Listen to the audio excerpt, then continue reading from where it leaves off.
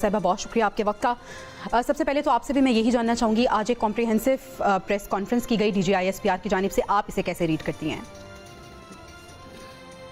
देखिए, ये कॉन्फ्रेंस जो है वो 2025 में जो पूरी हमारी दहशतगर्दी के खिलाफ खास तौर पे जो जंग रही है उसका अहाता करते हुए सारी चीज़ों के ऊपर जो है वो उसको हाईलाइट किया गया है कि हमारा प्रोसेस क्या था, कौन दोस्त रहा, कौन दुश्मन रहा, कितने ऑपरेशन किए गए और फिर अब 2026 में हमारी हिकमत अमली या लाएमन हमारा क्या होगा। तो बहुत डिटेल में बताया गया जिसमें कुछ पॉइंट्स बहुत इंपॉर्टेंट हैं। एक तो ये कि हमारे जो नेक्सस है अफ़गानिस्तान और इंडिया का वो हमारे लिए बहुत नुकसानदेह है, तो उसको तो ऑफ कोर्स हमने देखना ही है।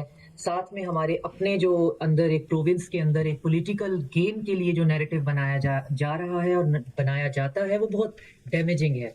तो उसको जो है देखना होगा कि अगर आप अपनी डोमेस्टिक पॉलिटिकल किसी भी तरह की माइलेज के लिए अगर आप स्टेट की सिक्योरिटी को अंडरमाइन करते हैं और उसके अंदर एक टनल विजन रखते हुए एंटी स्टेट हो जाते हैं, तो ये चीज जो है वो बहुत डेंजरस हो सकती है। और इस चीज को जो है देखने की जरूरत है, इस चीज पे काम करने की जरूरत है। 75,000 इंटेलिजेंस बेस्ड ऑपरेशन जो है उन पे बात जो है वो करने की बात हुई है और उन ऑपरेशंस में जो है बहुत ज्यादा वो कामयाब भी हुए हैं।